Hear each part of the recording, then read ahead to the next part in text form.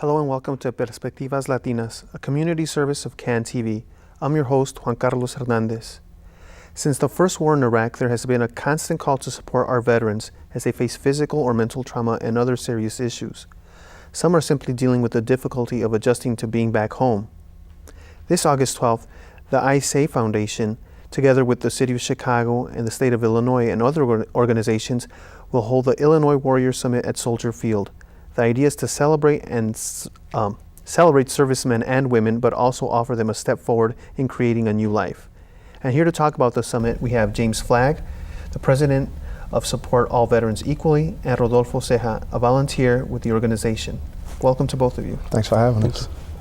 Okay, first of all, let's talk about both of you. Let's start with Rodolfo. Tell me about yourself and when you served and what military branch and your experience as a veteran returning home. Well, I'm native from Chicago, Illinois. I'm actually been living here. I went in the little village area my entire life.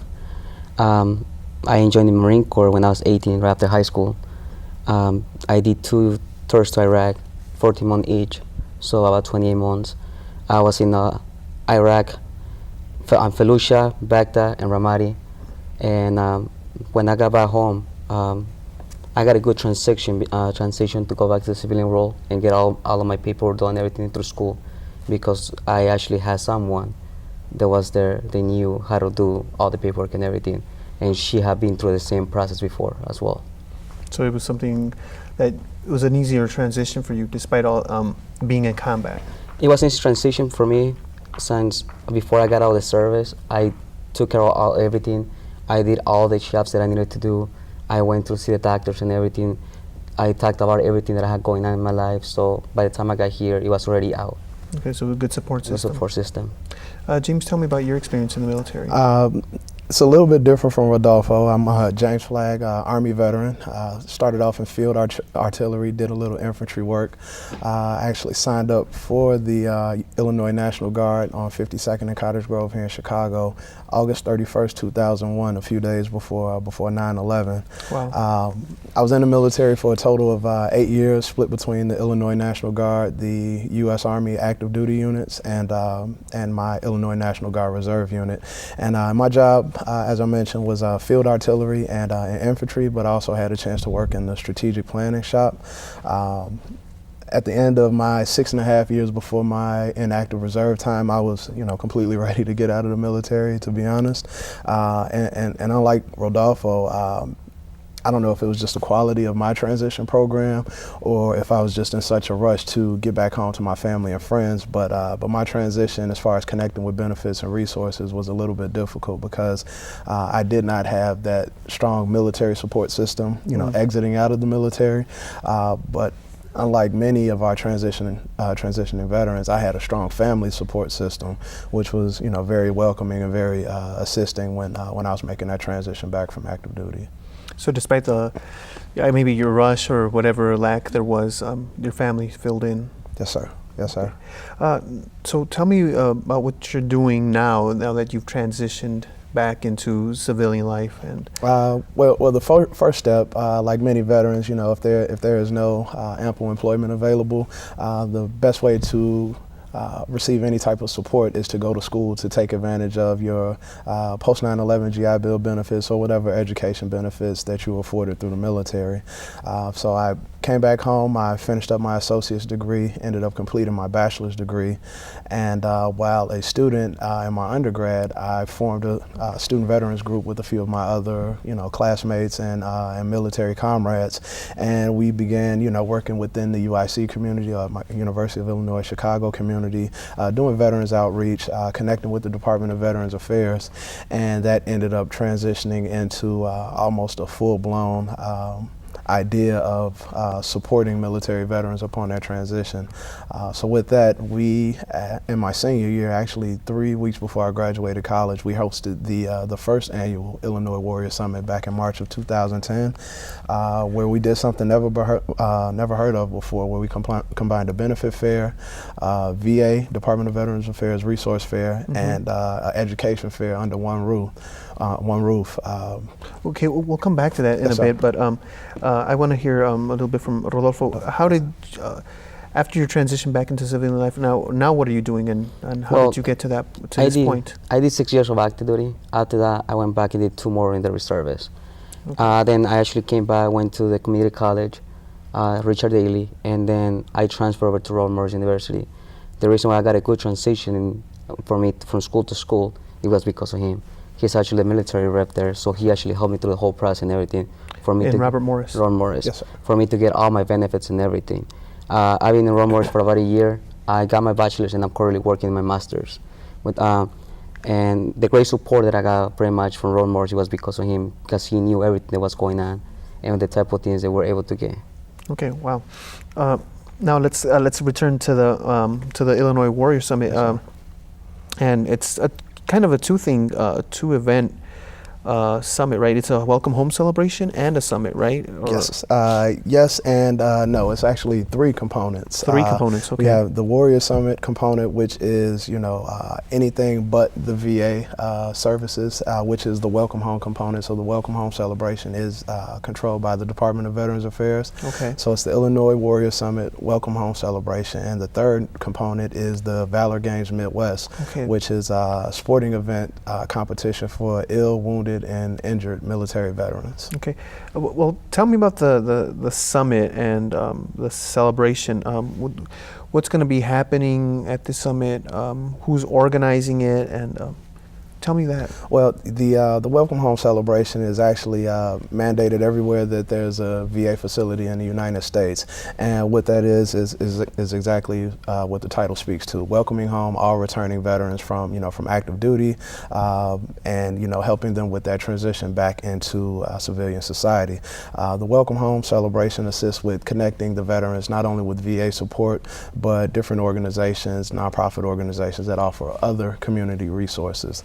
The Illinois Warrior Summit component added a different twist to that event because we combined the VA support with the nonprofit organizations with support from educational institutions for connecting with education benefits, as well as businesses looking to hire veterans.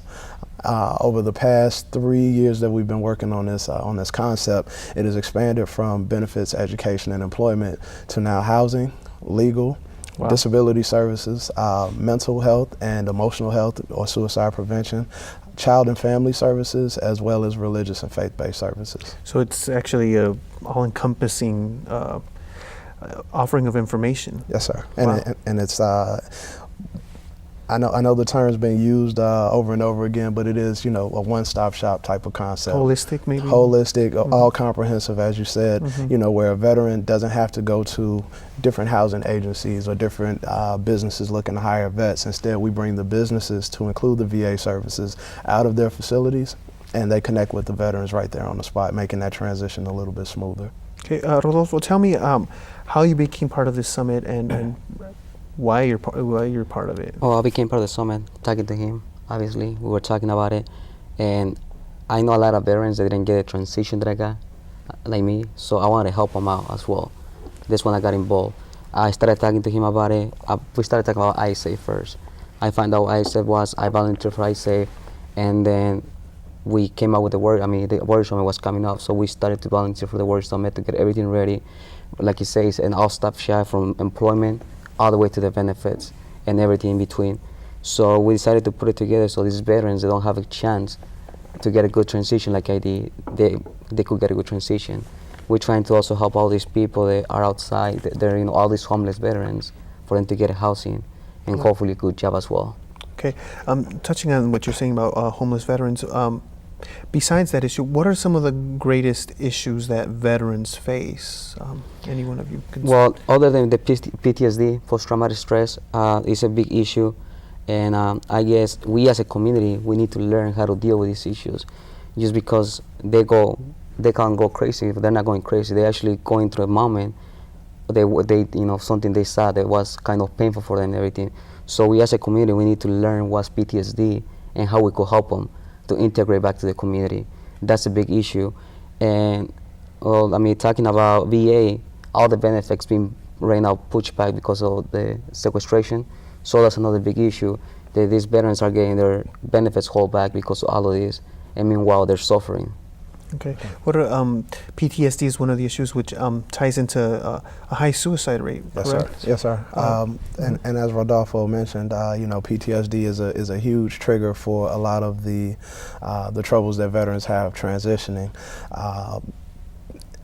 There are many cases and studies that show that, because of the issues with traumatic brain injury and PTSD, that may transition or cause a veteran to go down a path where they aren't employable, or they do, not take advantage of their benefits, and they end up losing their homes or their families and become homeless. And then ultimately, if you have veterans without resources or benefits, they're out committing crimes, so they end up incarcerated. And, there are many veterans, and it's at an alarming rate, coming back home and committing suicide because they don't have the know-how or the resources to deal with their issues, or a point of contact to connect them with their services that they need. Okay, so you at this summit you offer information to help veterans, and not just veterans but their families and friends as well, right? Yes, sir. It's a all-inclusive event, so it's 100% free and open to the general public. But we, as veterans, understand that in a moment's notice, if you're still active duty, you may be called back to service at any time. So for those veterans that either have work obligations or military commitments, we offer the event to their spouses, to their dependents, to their other family members, so that if I'm deployed overseas, my mom, my dad, my brother can come to the Warrior Summit, get the information for me, relay it to me wherever I am overseas, and that way when I am transitioning back, I already have a leg up on where these services are. Okay. Just to top that up, since they're there, the family and things like that, let's say I'm getting ready to deploy, and if I'm married, but if I was married, and my wife will need the help to get a power attorney, something like that, that's why they're there, to help them out. So with this, what we put legal, children, family, everything there, so they could come over and they could see the resources that are available for them as a family member of an active personnel or a veteran. Okay. Tell me about an individual or a family that was greatly served by this summit and the celebration that you recall from your experience in this. Is there somebody that's come to you or sent you an email or a letter that's said, thank you so much for this, it helped me do? Tell me about a story like that. Geez, there's so many. I hope I could think of one particular story to pinpoint at the moment. Or a couple. A few. We do have a number of testimonials, either through video or handwritten notices. Where and I won't mention individuals' names. No, you don't have to. Yeah, but where if they don't contact us directly, they go back out to the VA and they say, hey, thank you for allowing me the opportunity to connect with these services, because you have to think Chicago and the state of Illinois is so big. And there are so many organizations. I think there are over 500 veteran support organizations here in the state of Illinois. And they're so far spread apart that people, even with reliable transportation, can't connect with these different organizations. And for the simple fact that we not only have, one or two target resources in one central location, but up to 9 and 10. And then we mix it in with family-friendly activities, entertainment. We provide free raffles for anything and everything, to include vacations, computers, laptops, book scholarships for students, TVs, barbecue grills, even gift certificates to some of your favorite restaurants. So everybody, if they don't walk away with information, they're walking out with something in their hands. So the most pride we get, obviously, this is a Chicago town, a big sports town. The Cubs and the White Sox have been big supporters of this organization for the past 3 years now, and we have a block of 2,000 tickets for the White Sox at the Warrior Summit that we're just giving out to the veterans, and a block of 2,000 tickets for the Chicago Cubs that we give out. So even if no the Bulls veterans, or Bears, not yet. We're still working on those. Those are a little bit harder to come by. Plus, they're out of season right now. Right. So if we don't get veterans to come, for the resources, we get many people to come just for the sporting tickets alone. So I get a lot of emails, a lot of phone calls. Hey, never had a chance to go to a game before, but now not only do I have a chance to go, but I could take my children, I could take my family with them. So with Chicago being such a huge sport town, that's a big perk for the event as well. I know he topped the White Sox and the Cubs, but let's not forget about the Chicago Sky Yes, sir. and the Chicago Slider. They're actually providing tickets for us to give away for them to go see them as well. Yes, sir. So it's several teams. It sounds to me like all these organizations, even professional sports teams, coming and Supporting us with supporting, right? Wrapping around veterans and their needs. Yes, sir. And you know, going back to the theme of the event, you know, it's supporting all veterans. And, you know, not only are the veterans getting a chance to connect with these businesses or connect with these sports teams, but the businesses are also getting a chance to interact with other businesses as well. So it's a perk, you know, not only for the businesses to connect with the vets, but we've seen examples of, you know, different companies and organizations partnering up at the Warrior Summit to go on and produce initiatives or different events outside of this one-day event. And it's the same for the sporting teams as well. You know, with the number of charities that these sporting teams have, it's a great way to give back not only to the community but particularly to the veteran community. Okay, let's get into the history. You did tell me a little bit about the history of this event. Whose idea was it exactly, and tell me about iSave as well. But let's start with whose idea this was. Mm-hmm. Well, back in 2007, 2008, as Rodolfo said, there was you know, a very large backup as far as the VA paying out benefits to military veterans. Mm-hmm. So with that, you know, many veterans weren't getting paid on time. So that means their bills weren't getting paid on time. That means utilities, you know, their family support was getting cut off due to the shortage of funding. Mm-hmm. And although the VA was ramping up their efforts to provide these services for vets, there was still some veterans, unlike myself, because again, I mentioned I had that strong family support, but my business partner and co-founder, Mr. Robert Malnick, who was one of those gentlemen who was, you know, working on his marriage after transitioning back, but he was going to his landlord and to, you know, his cable company and his utility company saying, hey, my veterans benefits aren't here. Can you give me a little bit more time? And, you know, a lot of businesses and organizations are empathetic, but at the same time, they still want the money for their services. So as student vets, you know, Rob and I, we were sitting around one day actually studying for physics, and he said, you know what, I'm sick of this. It's no reason why we have to wait so long to connect with our benefits, why we have to jump through so many hoops, go one location to get the paperwork, go to a different location to get it certified, only to send it back, and that's a very time-consuming process. So the concept actually started with changing the way that veteran students were treated at the University of Illinois Chicago. So we formed a task force outlining all of the issues that we were having as individual students, and the dean of students at the time said, you know what, there's a good chance that if you guys are experiencing this, the 800 or 900 veterans on campus, it's a good percentage that may be feeling the same effects. So we put together an executive summary outlining a plan to combine all resources in one central location for veterans. Once that plan was implemented, you know, UIC began taking the steps to make that happen. Well, along the way, after Governor Quinn transitioned into office, one of my buddy Rob's commanding officers in Iraq got a hold of that executive summary.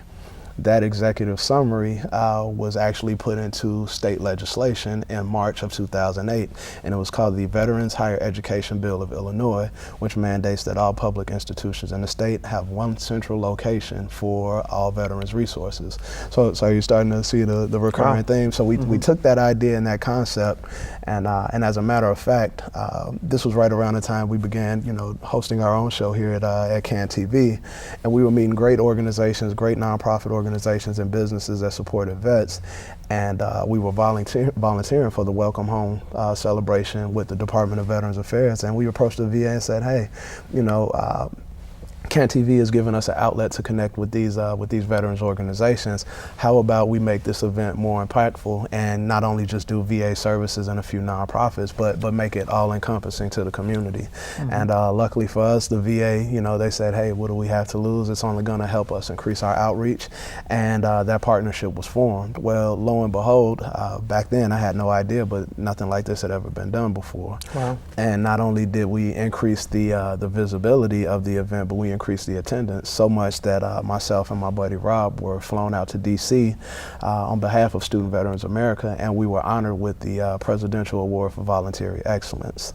Oh, that's congratulations. So, yes, sir. So thank you very much. It was a very, honorable award, and honestly, up until that point, we were still planning on going off with our traditional college path, go to graduate school, Right. work in corporate America or whatever we were going to do.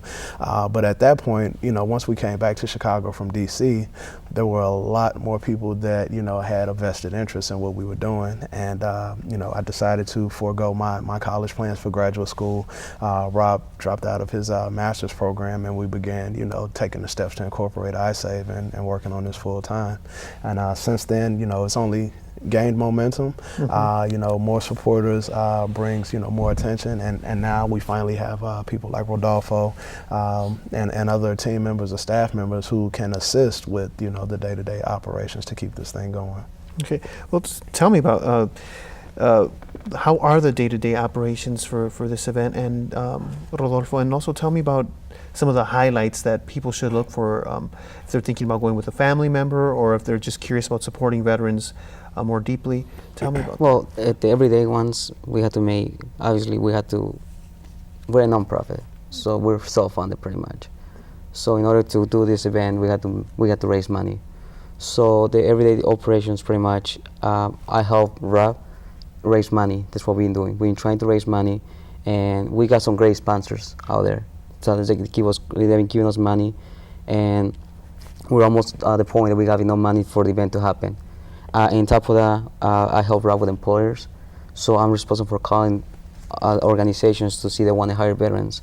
If they say yes, we provide it with all the information so they could come over to the summit, set up a table, and tell us how many people they're looking to hire and everything, so we could put it out there and let them know.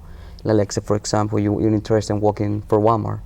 Walmart would tell us there's 20 open positions for this and this, and we're in charge to put it out there so people know that Walmart is looking to hire 20 people in this specific location, this specific type of job. Our hours are all depends. Sometimes we work all day long, from 8 in the morning to about 2 in the morning, and come back again at 6 in the morning. But I mean, it has to happen. I'm in school right now in the mornings, get out of school, go straight over there, work for about 5 hours with them, and come back for my evening class. And it's like we had to do it in order to get it done. And on top of that, a lot of these great organizations have provided for us like a lot of things to give out to the veterans as well. We're providing, 2,000 bags? 2,000 bags that we're gonna fill with different stuffs that they're giving to us by CRUD and Walmart. So we're in charge of putting all these bags together so they could be ready to give away to the veterans as well. Okay. And when at the event now, they're going to be giving out these bags, but what events or what's going to be happening at the summit that people should look for or look forward to? Well, one main attraction, there's always food. We're going to have food for everybody. We have enough food for 10,000 people. 10,000 That's people? our goal, to have 10,000 people in there. Gourmet food or hot dogs, hamburgers? Hamburgers and hot dogs. Okay. So our goal is to have 10,000 people there. On top of that, we're going to provide refreshments as well. We got naked food, Capri Sun, things like that we're going to be giving away.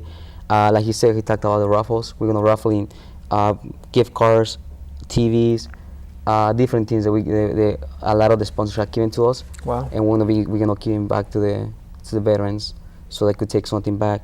On top of that, we're gonna be giving the tickets away to them, and then they get to interact with all these benefits. From dental, I mean, we're looking from the VA, we're talking about from dental to healthcare. So they get to stop there, and let's say that he's a returned veteran from Iraq, and he doesn't go to school and he wants to go to school, he could start his paperwork there. Right there at the summit. Right there on the spot. That's the whole point of it. And another big thing that we have, I know a lot of people go to their job first and they get told, go online and apply there. That's not going to happen in the Word Summit. They agree that whoever goes to them, they will take their applications. If they're qualified, they will try to do a spot interview for them. Wow. So that's one of the things that we're doing. They're going to try to do spot interviews right there, and they get to apply for them with the employer right there.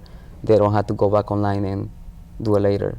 And other than that, Yeah, well, I could add to it. So in addition to the VA services that are provided by the local Jesse Brown Hospital, Hines VA facility in Lovell out in Great Lakes, the veterans could come and register for their VA services or VA benefits. So that's everything from disability claims to actually processing to getting, supportive services and programs. As Rodolfo touched on the employer aspect, we do have IDS out, registering people for unemployment. So if they don't have, employability or employment available, they can register for unemployment services. There will be close to 200 organizations. So the big thing is just to connect them with the organizations. But the third component, as I mentioned before, is the Valor Games Midwest. Oh yeah, tell me about that. And Valor Games Midwest is funded and started by World Sports Chicago, which is the legacy program to the 2016 Olympic bid. After we didn't get the bid, after Chicago didn't get the bid, World Sports Chicago took some of the leftover funding and decided that they wanted to give back to the community in the realm of disability services.